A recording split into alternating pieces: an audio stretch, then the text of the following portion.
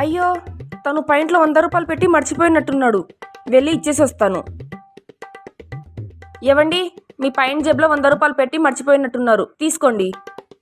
నువ్వు చాలా మంచి దానిలో ఉన్నావు. అదే వేరే వాళ్ళ భార్యలు అంటే డబ్బులు తీసుకుని దొంగతనంగా దాపెట్టుకునే వాళ్ళు. ఈ 100 రూపాయలు పెట్టుకో. అలానే నా తరపు నుంచి ఈ 100 రూపాయలు కూడా పెట్టుకో. థ్యాంక్ యూ అండి. అయ్యో, ఈరోజు కూడా షర్ట్లో 200 పెట్టి మర్చిపోయినట్టున్నాడే. ఒక పని చేద్దాం, ఇచ్చేద్దాంలే. ఏవండి, మీరు ఈరోజు కూడా ఈ షర్ట్లో 200 పెట్టి మర్చిపోయినట్టున్నారండి, తీసుకోండి.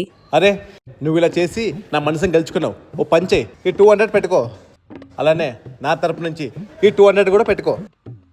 థ్యాంక్ యూ అండి.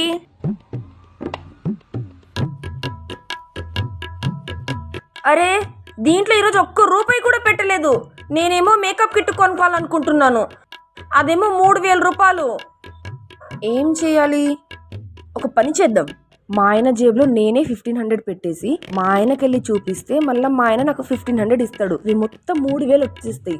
నాకు అప్పుడు ఈజీగా మేకప్ కిట్ వచ్చేస్తుంది.